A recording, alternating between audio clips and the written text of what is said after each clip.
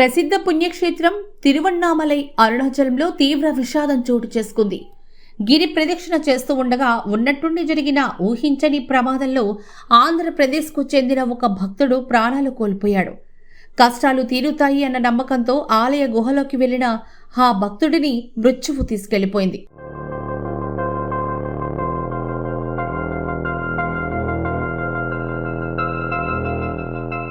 పోలీసుల వివరాల ప్రకారం ఆంధ్రప్రదేశ్ తూర్పు గోదావరి జిల్లా రాజమండ్రికి చెందిన మణికుమార్ శుక్రవారం రాత్రి తన కుటుంబ సభ్యులతో కలిసి అరుణాచలేశ్వరుడి దర్శనానికి వచ్చారు. దర్శనం పూర్తయ్యాక రాత్రి 11 గంటల సమయంలో భక్తి శ్రద్ధలతో గిరి ప్రదక్షిణ ప్రారంభించారు. మార్గ మధ్యలో ఉన్న ప్రముఖ ఇడుక్కి పిల్లయ్యార్ అంటే మోక్ష మార్గం ఆలయాన్ని సందర్శించారు.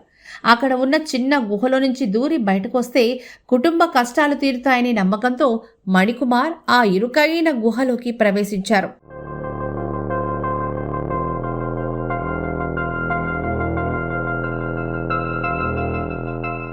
అయితే శరీర బరువు ఎక్కువగా ఉండడంతో ఆ అత్యంత ఇరుకైన గుహా మార్గంలో మణికుమార్ చిక్కుకుపోయాడు. బయటకు రావడానికి ఎంత ప్రయత్నించినా ఫలితం లేకుండా పోయింది. ఇరుకు సంధిలో గాలాడక శ్వాస తీసుకోవడం కష్టమై తీవ్ర అస్వస్థతకు గురై స్పృహ కోల్పోయారు. ఇది గమనించిన తోటి భక్తులు స్థానికులు తీవ్రంగా శ్రమించి ఆయన్ను బయటకు తీసి 108 అంబులెన్స్ ద్వారా తిరువన్నామలై ప్రభుత్వాసుపత్రికి తరలించారు. కానీ ఆసుపత్రికి చేరుకునేలోపే ఆయన మృతి చెందినట్లు వైద్యులు ధృవీకరించారు.